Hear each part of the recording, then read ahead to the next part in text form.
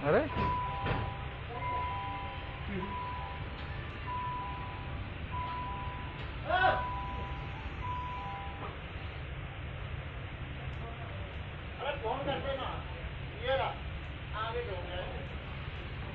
अरे काट देगा वो,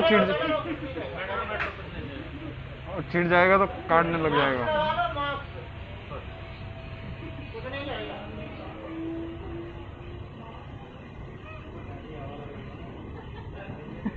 ये आनंद बिहार से आया, ऐसे ही बैठ के यहाँ भटक गया।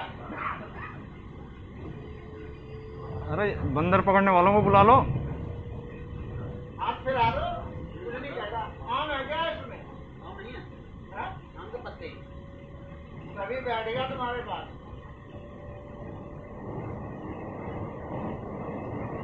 यमुना बैंक।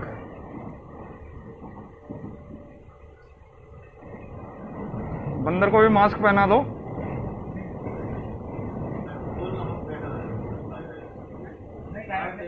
अरे नहीं खाएगा, पालतू है किसी का। पालतू नहीं है, पालतू।